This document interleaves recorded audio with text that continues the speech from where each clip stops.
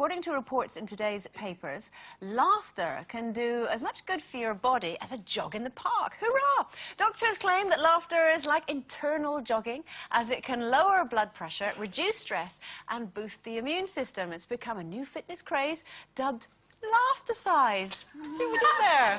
Laughter-size. So you up for giving it a go? It's making me laugh just listening to you say that. Laughter-size. What will they think of next? Actually, me and my husband thought about this years ago. I wish I'd patented it if I'd known somebody was going to come along and make money out of it. Because we just found it, you know, we were laughing together one day and we found we were laughing at laughing, you know. Yeah. So now, if we get a bit fed up, we just go, ha ha ha ha, teach. See? And we just do it for the sake of it, and it just makes us laugh. It makes us crack up, and then if I'm very lucky, it might lead to another little kind of recreational exercise. You know? That does burn calories. Or Scrabble. Well, the same men who make you laugh get you into bed quicker, don't they? Absolutely. Yeah, Works for me, love, yes. Oh, somebody come and laugh with Sherry. I know. Quick. Can you laugh at me, please? Yes, quick. Does Ray make you laugh? He does make me... God, he really makes me laugh, actually. Not intentionally half the time, but he does make me laugh. He makes me laugh because he's the easiest person in the world to make laugh. I mean, he laughs hysterically. So, right. you know, I can watch comedy shows or sitcoms or whatever, and I go, oh, that's really funny, but I don't actually guffaw with laughter. Yeah. But I love sitting next to Ray because... the tears drip off. I mean, he really finds things funny. Actually, there's nothing nicer than sitting watching a film or something with a real giggler. To be honest with you, there's absolutely nothing better than laughter. Laughter is infectious, isn't it? They do say it's But infectious. I don't think, you know, I'd have to laugh every day for the rest of my life to lose this stomach. So I don't... I'm not sure it's going to work in that way. That's no laughing matter, That's no laughing matter. Do you ever wake up in the middle of the night laughing? No. Oh, somebody say yes. I feel sorry for her. I do. Yes, I do. I don't know. It's a bit, well, I'm Billy No Mate, so somebody has to laugh. No, the thing is, when I'm feeling down, I wake up in the morning and somebody said to me, when you wake up and you feel smiles, yeah. So honestly, it does change it because when you're walking along like this, you don't know what to say. God's own facelift, don't we say? Yeah, God's own yeah. facelift. So it is good to do that. But my little Oliver makes me laugh more than anybody. My little grandson, who's only 3, and his giggle. You know when you see those babies on television giggle. Yeah. Isn't it the most infectious thing when somebody laughs like that, particularly little 3-year-old? Yeah. You can't help it, can you? Feel happy. Fantastic. But and you all's make right. us laugh. All the time. Do I?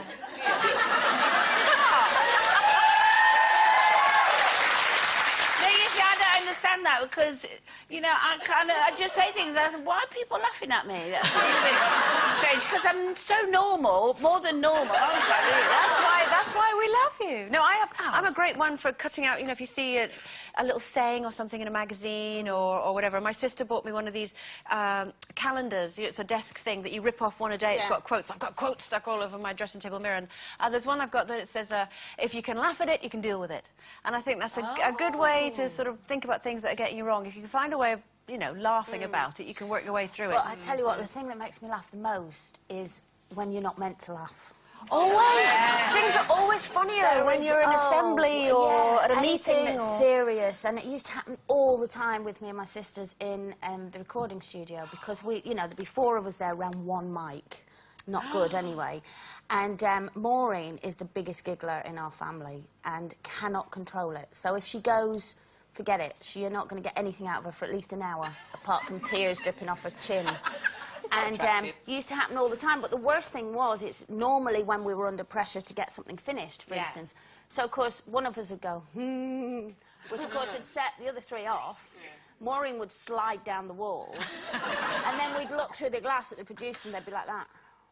Which, of course, is the worst thing you can do. It's like being at school and they go, stop laughing. I know. And the more they say that, the more you laugh. It's terrible, that, though, isn't it? It's brilliant. Don't you find if you're on stage, though, and things happen, and you know you're not supposed to laugh, like you say, because, you know, there's thousands of people there watching you, and if something happens and just starts everybody off... I can remember I was in an opera once, and I had this song I had to do. It was a duet with the Countess. I was playing Susanna. It was in the Madrigal by Mozart.